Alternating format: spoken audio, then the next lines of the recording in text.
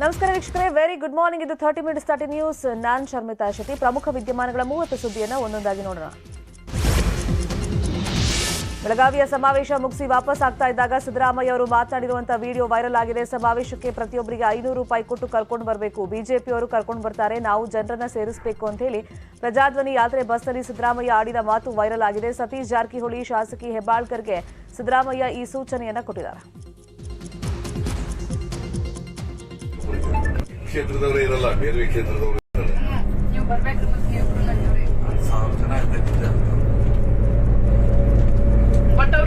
Election ಇರೋದ್ರಿಂದ ಜನ ಸೇರಿಸ್ತಾರ. ಅವರು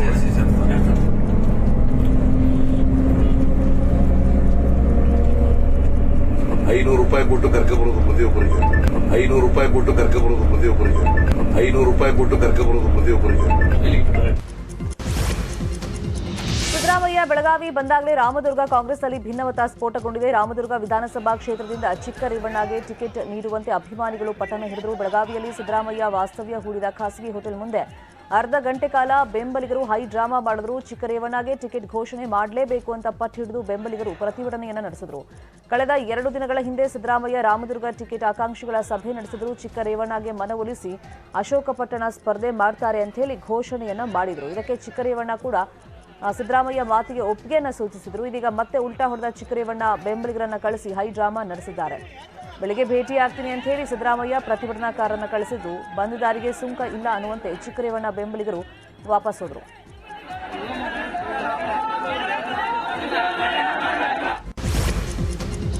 ಕುಂದಾನಗರಿ ಬೆಳಗಾವಿಯಲ್ಲಿ ಕಾಂಗ್ರೆಸ್ನ ಪ್ರಜಾಧ್ವನಿ ಸಮಾವೇಶ ನಡೆಯಿತು. ಈ ವೇಳೆ ಮಾತನಾಡಿದ ಮಾಜಿ ಸಿಎಂ ಸಿದ್ದರಾಮಯ್ಯ ಬಿಜೆಪಿ ನಾಯಕರ ವಿರುದ್ಧ ವಾಗ್ದಾಳಿ ನಡೆಸಿದರು. ರಾಜಹಂಸಗಡ ಕೋಟೆಯಲ್ಲಿ ಶಿವಾಜಿ ಪ್ರತಿಮೆ ಮಾಡಿಸಿದ್ದು ಲಕ್ಷ್ಮೀ ಹೆಬ್ಬಾಳ್ಕರ್. ಈಗ ಉದ್ಘಾಟನೆಗೆ ಸೋತ ಎಂಎಲ್ಎ ಹಾಗೂ ಸಿಎಂ ಬೊಮ್ಮಾಯಿ ಬರ್ತಾ ಇದ್ದಾರೆ. ಸಂಜಯ್ ಪಾಟೀಲ್ ಮುಖವನ್ನ ನಾನು ನೋಡಿಲ್ಲ ಅಂತ ಹೇಳಿ ಕಿಡಿಕಾರಿದ್ರು. ಇನ್ನು ರಮೇಶ್ ಜಾರಕಿಹೊಳಿ ವಿರುದ್ಧ ಶಾಸಕಿ ಲಕ್ಷ್ಮೀ ಹೆಬ್ಬಾಳ್ಕರ್ ಗುಡುಗಿದ್ದಾರೆ. ರಿಪಬ್ಲಿಕ್ ಆಫ್ ಗೋಕಾಕ್ನ ನಿಯಮ ಬೆಳಗಾವಿ ಗ್ರಾಮೀಣ ಕ್ಷೇತ್ರದಲ್ಲಿ ನಡೆಯಲ್ಲ ಅಂತ ಹೇಳಿ ಟಾಂಗ್ ಕೊಟ್ಟಿದ್ದಾರೆ. ಗೋಕಾಕ್ ರಿಪಬ್ಲಿಕ್ ನ ನಿಯಮಾವಳಿ ಅದು ಬೆಳಗಾವಿ ಗ್ರಾಮೀಣ ಕ್ಷೇತ್ರದಲ್ಲಿ ನಡೆಯೋದಿಲ್ಲ. ಆದ್ರೆ ಇವರು 100 ಕೋಟಿಗಳಿಗೆ ತಮ್ಮನ್ನ ತಾವೇ ಮಾರ್ಕೊಂಡು, ಚಂದ್ರರಾಜ್ ಹೇಳ್ದ, ತಮ್ಮನ್ನ ತಾವೇ ಮಾರ್ಕೊಂಡು ಬಿಜೆಪಿ ಸರ್ಕಾರ ಮಾಡಿ ಇವತ್ತು ನನಗೆ ಭ್ರಷ್ಟಾಚಾರದ ಬಗ್ಗೆ ಪಾಠ ಹೇಳಲಿಕ್ಕೆ ಬರ್ತಾರೆ. ಮಾನ್ಯ ಗೋಕಾಕ್ ಶಾಸಕರೇ, ನನ್ನ ಕ್ಷೇತ್ರದ ಭ್ರಷ್ಟಾಚಾರ ಒಂದ್ ಕಡೆ ಇರ್ಲಿ, ನನ್ನ ಕ್ಷೇತ್ರದಲ್ಲಿ ಏನು ಕಬ್ಬಿನ ಬಿಲ್ ನೀವು ಕೊಡಬೇಕು ನಿಮ್ಮ ಶುಗರ್ ಫ್ಯಾಕ್ಟರಿಯಿಂದ, ಮೊದಲು ಆ ಕಬ್ಬಿನ ಬಿಲ್ ಅನ್ನ ಕೊಟ್ಟು ನನ್ನ ಕ್ಷೇತ್ರದ ಬಗ್ಗೆ ಮಾತನಾಡಿ. ನಾನು ಮಾಡಿದಂತ ಛತ್ರಪತಿ ಶಿವಾಜಿ ಮಹಾರಾಜ್ ಅವರ ಮೂರ್ತಿಯನ್ನ ಉದ್ಘಾಟನೆ ಮಾಡ್ಲಿಕ್ಕೆ ನಾಚಿಕೆ ಆಗಬೇಕು. ರಾಜ್ಯದ ಮುಖ್ಯಮಂತ್ರಿ ಅವ್ರನ್ನ ಕರ್ಕೊಂಡು ಹೋಗಿ ಉದ್ಘಾಟನೆ ಮಾಡಿಸ್ತಾ ಇದ್ದೀರಾ? ಏನ ಹಕ್ಕಿದೆ ನಿಮಗೆ? ನೀವೇನ್ ಮಾಡಿದ್ರಿ ಅಂತ ಉದ್ಘಾಟನೆ ಮಾಡಿಸ್ತೀರಿ? ರಾಜ್ಯ ಬಿಜೆಪಿಯಲ್ಲಿ ಯಡಿಯೂರಪ್ಪನವರನ್ನ ಕೇವಲ ಯೂಸ್ ಅಂಡ್ ಥ್ರೋ ಮಾಡಿಕೊಂಡಿದ್ದಾರೆ ಅಂತ ಹಾಸನದಲ್ಲಿ ಕೆಪಿಸಿಸಿ ಅಧ್ಯಕ್ಷ ಡಿಕೆ ಶಿವಕುಮಾರ್ ವ್ಯಂಗ್ಯವಾಡಿದ್ದಾರೆ. ಹಾಸನದಲ್ಲಿ 2ನೇ ದಿನದ ಪ್ರಜಾಧ್ವನಿ ಯಾತ್ರೆ ನಡೆದಿದೆ. ಬೇಲೂರಿನಲ್ಲಿ ಕಾರ್ಯಕ್ರಮ ಮುಗಿಸಿ ಚನ್ನರಾಯಪಟ್ಟಣದಲ್ಲಿ ಬೆಂಗಳೂರು ರಸ್ತೆಯ ಮಾಧ್ಯಮಿಕ ಶಾಲಾ ಆವರಣದಲ್ಲಿ ಬಹಿರಂಗ ಸಭೆಯನ್ನು ನಡೆಸಲಾಯಿತು. ಕಾರ್ಯಕ್ರಮದಲ್ಲಿ ಕೈ ನಾಯಕರು ಸೇರಿದಂತೆ ಸಾವಿರಾರು ಜನ ಪಾಲ್ಗೊಂಡಿದ್ರು.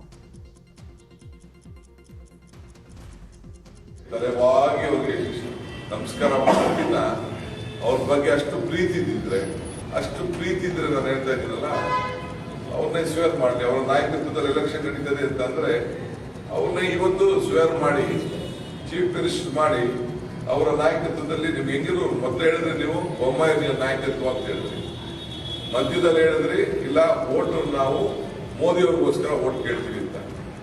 ಈಗ ಯಡಿಯೂರಪ್ಪನವ್ರ ವಿಚಾರ ಮಾತಾಡ್ತಾ ಇದ್ದೀವಿ. ನನಗೆ ಯೂಸ್ ಅಂಡ್ ಥ್ರೋ ಇದು ನಿಮ್ಮ ಒಂದು ಬಿಜೆಪಿಯ ಒಂದು ಮೂಲಭೂತ ಒಂದು ಸಿದ್ಧಾಂತ. ಅದಕ್ಕೆ ಸುಮ್ಮನೆ ನೀವು ಜನರಿಗೆ ತಪ್ಪದಾರಿ ಕೇಳಿಕೊಂಡು. ಚಾಮರಾಜನಗರದ ಮಲೆ ಮಹದೇಶ್ವರ ಬೆಟ್ಟದಲ್ಲಿ ಬಿಜೆಪಿ ವಿಜಯ ಸಂಕಲ್ಪ ರಥಯಾತ್ರೆಗೆ ಬಿಜೆಪಿ ರಾಷ್ಟ್ರೀಯ ಅಧ್ಯಕ್ಷ ಜೆಪಿ ನಡ್ಡಾ ಚಾಲನೆಯನ್ನು ನೀಡಿದರು. ಸಿಎಂ ಬೊಮ್ಮಾಯಿ, ಮಾಜಿ ಸಿಎಂ ಬಿಎಸ್ವೈಗೆ ಬಿಎಸ್ವೈ ನಡ್ಡಾಗೆ ಸಾಥ್ ಕೊಟ್ಟರು. ಈ ವೇಳೆ ಮಾತನಾಡಿದಂತ ಸಿಎಂ ಬೊಮ್ಮಾಯಿ, ಮಲೆ ಮಹದೇಶ್ವರ ಬಹಳ ದೊಡ್ಡ ಶಕ್ತಿ, ಜನರ ಎಲ್ಲಾ ಸಂಕಲ್ಪ ಈಡೇರಿಸ್ತಾನೆ. ಅದೇ ರೀತಿ ಬಿಜೆಪಿ ಸಂಪೂರ್ಣ ಬಹುಮತದೊಂದಿಗೆ ಮತ್ತೊಮ್ಮೆ ಅಧಿಕಾರಕ್ಕೆ ಬರಲಿ ಅಂತ ಹೇಳಿ ಬಿಜೆಪಿ ಸಂಕಲ್ಪವನ್ನ ಮಾಡಿದೆ. ಈ ವಿಜಯ ಸಂಕಲ್ಪ ಯಾತ್ರೆಯಿಂದ ಬಿಜೆಪಿ ದಿಗ್ವಿಜಯ ಸಾಧಿಸುತ್ತೆ ಅಂತ ಹೇಳಿದ್ರು. ಇದೇ ವೇಳೆ ಮಾತನಾಡಿದ ಬಿಎಸ್ವೈ, ರಾಜ್ಯದಲ್ಲಿ ಬಿಜೆಪಿ 140ಕ್ಕೂ ಹೆಚ್ಚು ಸ್ಥಾನ ಗೆಲ್ಲುತ್ತೆ ಅಂತ ಹೇಳಿದ್ರು.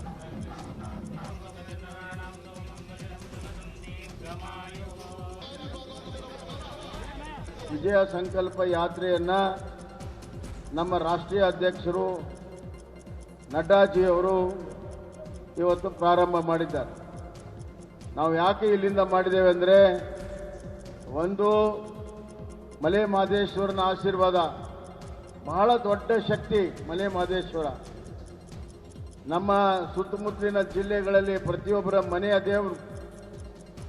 ಯಾವ ಭಕ್ತರು ಇಲ್ಲಿ ಬಂದು ಭಕ್ತಿಯಿಂದ ಬೇಡ್ಕೊಳ್ತಾರೆ, ಅವರ ಸಂಕಲ್ಪ ಈಡೇರ್ತದೆ.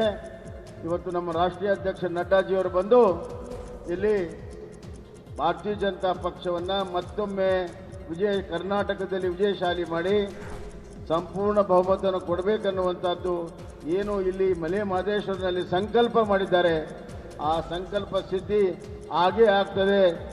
ಒಂದು ವೇಳೆ ಕಾಂಗ್ರೆಸ್ ಪಕ್ಷ ಮುಳುಗ್ತಾ ಇರುವಂತ ಹಡಗು, ಅವರ ನಾಯಕ ಯಾರು? ಭಾರತೀಯ ಜನತಾ ಪಾರ್ಟಿಗೆ ನರೇಂದ್ರ ಮೋದಿ ಅಂತ ಒಬ್ಬ ಪ್ರಧಾನಿ, ಅಮಿತ್ ಶಾ ಅಂತ ಒಬ್ಬ ನಾಯಕ, ಜಯಪ್ರಕಾಶ್ ನಡ್ಡಾಜಿಯವರಂತ ಒಂದು ಹಿರಿಯ ನಾಯಕರು ನಮ್ಮ ಪಕ್ಷ ನಿಲ್ಲಬೇಕಾದ್ರೆ ಇವರ ಮುಂದೆ ಕಾಂಗ್ರೆಸ್ ಹೋರಾಟ ನಡೆಯೋದಿಲ್ಲ. ಹಾಗಾಗಿ ಮುಂದಿನ ವಿಧಾನಸಭಾ ಚುನಾವಣೆಯಲ್ಲಿ ಸೂರ್ಯ ಚಂದ್ರನಿಂದ ಎಷ್ಟು ಸತ್ಯನೋ ಅಷ್ಟೇ ಸತ್ಯ ಮಲೆ ಮಹದೇಶ್ವರನ ಬೆಟ್ಟದಲ್ಲಿ ಹೇಳ್ತಾ ಇದ್ದೇನೆ. ಇನ್ನು ನಿನ್ನೆ ನಡೆದ ಬಿಜೆಪಿ ವಿಜಯ ಸಂಕಲ್ಪ ರಥಯಾತ್ರೆಯಲ್ಲಿ ಚಾಮರಾಜನಗರ ಜಿಲ್ಲಾ ಉಸ್ತುವಾರಿ ಸಚಿವ ವಿ ಸೋಮಣ್ಣ ಗೈರಾಗಿದ್ರು. ಜಿಲ್ಲೆಯ ಉಸ್ತುವಾರಿ ಸಚಿವ ಆಗಿರುವಂತಹ ವಿ ಸೋಮಣ್ಣ ಮಾತ್ರ ಯಾತ್ರೆಗೆ ಗೈರಾಗಿದ್ದು ಎಲ್ಲರಲ್ಲೂ ಕುತೂಹಲ ಕೆರಳಿಸಿದೆ. ಬಿಜೆಪಿಯಲ್ಲಿ ಸಚಿವ ವಿ ಸೋಮಣ್ಣಗೆ ಭಾರೀ ಅಸಮಾಧಾನ ಆಗಿದೆಯಂತೆ. ಸೋಮಣ್ಣ ಅಸಮಾಧಾನದ ಲಾಭವನ್ನ ಪಡೆಯೋದಕ್ಕೆ ಕಾಂಗ್ರೆಸ್ ಮುಂದಾಗಿದೆ ಅಂತ ಹೇಳಲಾಗ್ತಾ ಇದೆ. ಅಲ್ಲದೆ ಸಚಿವ ವಿ ಸೋಮಣ್ಣಗೆ ಕಾಂಗ್ರೆಸ್ ಬಿಗ್ ಆಫರ್ ಕೊಟ್ಟಿದೆ ಅಂತ ಹೇಳಲಾಗ್ತಾ ಇದೆ. ವಿ ಸೋಮಣ್ಣ ನಡೆ ಸದ್ಯ ಕುತೂಹಲಕ್ಕೆ ಎಡೆ ಮಾಡಿಕೊಟ್ಟಿದೆ. ಸಂಸದೆ ಸುಮಲತಾ ಅಂಬರೀಶ್ ರಾಜ್ಯ ರಾಜಕಾರಣಕ್ಕೆ ಬರೋ ಬಗ್ಗೆ ಇನ್ನೂ ತೀರ್ಮಾನಕ್ಕೆ ಬಂದಿಲ್ಲ. ಆದರೆ ಕಾಂಗ್ರೆಸ್ ಬಿಜೆಪಿ ಹೆಸರು ಹೇಳೋ ಮೂಲಕ ಒತ್ತಡ ಹೇರುವ ತಂತ್ರವನ್ನ ಅನುಸರಿಸಿದ್ದಾರೆ. ಮಂಡ್ಯದಲ್ಲಿ ಮಾತನಾಡಿದ ಅವರು, ಬೆಂಬಲಿಗರು ಸಭೆಯನ್ನು ನಡೆಸಿದ್ದಾರೆ, ನಾನಿನ್ನೂ ತೀರ್ಮಾನವನ್ನ ಮಾಡಿಲ್ಲ. ಲೋಕಸಭೆ ಚುನಾವಣೆಯ ವೇಳೆ ಬಿಜೆಪಿ ಕಾಂಗ್ರೆಸ್ ಪಕ್ಷಗಳು ಪಕ್ಷಾತೀತವಾಗಿ ಬೆಂಬಲವನ್ನ ಕೊಟ್ಟಿದ್ವು. ಎರಡೂ ಪಕ್ಷಗಳ ಜೊತೆ ಉತ್ತಮವಾದ ಸಂಬಂಧ ಇದೆ ಅಂತ ಹೇಳಿದ್ದಾರೆ. ರಾಜ್ಯ ರಾಜಕಾರಣಕ್ಕೆ ಬರಬೇಕು ಅಂತ ಅವರೆಲ್ಲ ಆಸೆ ಪಡ್ತಾ ಇರೋದು ನಿಜ. ಪ್ರತಿ ಸಲನೂ ಒಂದು ಎಲೆಕ್ಷನ್ ಅಂತ ಬಂದಾಗ ನೀವು ನಿಂತ್ಕೋತೀರಾ, ಇದಕ್ಕೆ ಬರ್ತೀರಾ, ಆ ಪಕ್ಷಕ್ಕೆ, ಈ ಕ್ವೆಶನ್ಸ್ ಅನ್ನೋದು ಸಹಜವಾಗೇ ಬರುತ್ತೆ. ಅದನ್ನು ಒಂದು ಎಲೆಕ್ಷನ್ ಅಂದರೆ ಅದೇನು ಅಷ್ಟು ಸುಲಭವಾಗಿ ಒಂದೇ ಒಂದು ದಿನ ಯೋಚನೆ ಮಾಡದೆ ನಿರ್ಧಾರ ತಗೊಳ್ಳೋಂಥ ವಿಷಯ ಅಲ್ಲ ಇದು. ಅದನ್ನು ನಮಗೂ ಸೆಟ್ ಆಗಬೇಕು. ಅದು ಯಾವ ರೀತಿ ಮುಂದೆ ನನ್ನ ನಡೆ ಯಾವ ರೀತಿ ಇರಬೇಕು ಅನ್ನೋದು ನಾನು ಚರ್ಚಿಸಿ ಮಾಡಬೇಕಾಗಿರುವಂಥ ಒಂದು ನಿರ್ಧಾರ. ಎಲ್ಲ ನಾನು ಓಪನ್ ಆಗಿ ಅವ್ರನ್ನ ಕೇಳೇ ಮಾಡೋದು. ಯಾರನ್ನು ನಾನು ಬಿಟ್ಟು ನನ್ನ ಪಾಡಿಗೆ ನಾನೇ ತಗೊಳ್ಳೋವಂಥ ನಿರ್ಧಾರ ಅಂತೂ ನಾನು ಯಾವತ್ತೂ ಮಾಡಿಲ್ಲ. ಇನ್ನು ನೀವು ಕೇಳ್ತಾ ಇರೋ ಪ್ರಶ್ನೆ ನನಗೆ ಗೊತ್ತಿದೆ, ಅದಕ್ಕೆ ಉತ್ತರ ಇನ್ನೂ ನನ್ನ ಹತ್ರ ಇಲ್ಲ. ದೆಹಲಿ ಸಿಎಂ ಅರವಿಂದ್ ಕೇಜ್ರಿವಾಲ್ಗೆ ಭಾಸ್ಕರ್ ರಾವ್ ಬಿಗ್ ಶಾಕ್ ಅನ್ನು ಕೊಟ್ಟಿದ್ದಾರೆ. ಆಪ್ ತೊರೆದು ಭಾಸ್ಕರ್ ರಾವ್ ಬಿಜೆಪಿಗೆ ಸೇರ್ಪಡೆಯಾಗಿದ್ದಾರೆ. ಬೆಂಗಳೂರಿನ ಮಲ್ಲೇಶ್ವರಂನಲ್ಲಿರುವಂತಹ ಬಿಜೆಪಿ ಕಚೇರಿಯಲ್ಲಿ ಬಿಜೆಪಿ ರಾಜ್ಯಾಧ್ಯಕ್ಷ ನಳಿನ್ ಕುಮಾರ್ ಕಟೀಲ್ ಸಮ್ಮುಖದಲ್ಲಿ ಭಾಸ್ಕರ್ ರಾವ್ ಬಿಜೆಪಿಗೆ ಸೇರ್ಪಡೆಯಾದರು. ಇವತ್ತು ಬಹಳ ಸಂತೋಷದ ದಿನ ನನ್ನ ಜೀವನದಲ್ಲಿ. ಮರಳಿ ಮತ್ತೆ ಸನಾತನ ಧರ್ಮಕ್ಕೆ ಸೇರಿರುವಂಥ ಪಕ್ಷಕ್ಕೆ ಹಾಗೂ ರಾಷ್ಟ್ರೀಯತೆ ನ್ಯಾಷನಲಿಸಮ್ಗೆ ಒಂದು ರೀತಿಯಾಗಿ ಡೀಪಾಗಿ ಇರುವಂಥ ಪಕ್ಷಕ್ಕೆ ನಾನು ಸೇರ್ಪಡೆ ಆಗಿರೋದಕ್ಕೆ ನನಗೆ ಬಹಳ ಒಂದು ರೀತಿಯ ಒಂದು ತೃಪ್ತಿಯನ್ನು ತಂದಿದೆ. ಯಾಕೆಂದರೆ ನಾನು ಸಿದ್ದರಾಮಯ್ಯ ವಿರುದ್ಧ ಎಚ್ಡಿ ಕುಮಾರಸ್ವಾಮಿ ವಾಗ್ದಾಳಿ ನಡೆಸಿದ್ದಾರೆ. ಸಿದ್ದರಾಮಯ್ಯನವರೇ, ಪದೇ ಪದೇ ಜೆಡಿಎಸ್ ಬಗ್ಗೆ ಚರ್ಚೆ ಮಾಡಬೇಡಿ, ರಾಜ್ಯದ ಆರ್ಥಿಕ ಪರಿಸ್ಥಿತಿ ಎಲ್ಲಿಗೆ ತಂದಿದ್ದೀರಾ, ಬಿಜೆಪಿಯದ್ದು ಮಾತ್ರವಲ್ಲ ನಿಮ್ಮದೂ ಪಾಲಿದೆ ಅಂತ ಹೇಳಿ ಕಿಡಿಕಾರಿದ್ದಾರೆ. ಸಿದ್ದರಾಮಯ್ಯನವರಿಗೆ ಒಂದು ಕಿವಿ ಮಾತು ಹೇಳೋದು, ಪದೇ ಪದೇ ಜೆಡಿಎಸ್ ಪಕ್ಷದ ಬಗ್ಗೆ ಚರ್ಚೆ ಮಾಡಬೇಡಿ, ಈ ರಾಜ್ಯದ ಆರ್ಥಿಕ ಪರಿಸ್ಥಿತಿಯನ್ನು ಎಲ್ಲಿಗೆ ತಂದು ನಿಲ್ಲಿಸಿದ್ದೀರಿ, ಬಿಜೆಪಿದಷ್ಟೇ ಅಲ್ಲ ನಿಮ್ಮ ಪಾಲು ಇದೆ ಇಲ್ಲಿ. ಕೊನೆಯ ಹಂತದಲ್ಲಿ ಚುನಾವಣೆಗೆ ಹೋಗಬೇಕಾದ್ರೆ ಯಾವ್ಯಾವ ರೀತಿ ಆಡಳಿತಾತ್ಮಕವಾದಂಥ ಮಂಜೂರಾತಿ ಕೊಟ್ಟು ಬಜೆಟ್ನಲ್ಲಿ ದುಡ್ಡಿಡದೆ ಇವತ್ತು ಈ ರಾಜ್ಯದ ಆರ್ಥಿಕ ಪರಿಸ್ಥಿತಿಗಳು ಸರಿಪಡಿಸ್ಲಿಕ್ಕೆ ಆಗದೇ ಇರತಕ್ಕಂಥ ಒಂದು ವಾತಾವರಣ, ಅದಕ್ಕೆ ನಿಮ್ಮದು ಪಾಲಿದೆ.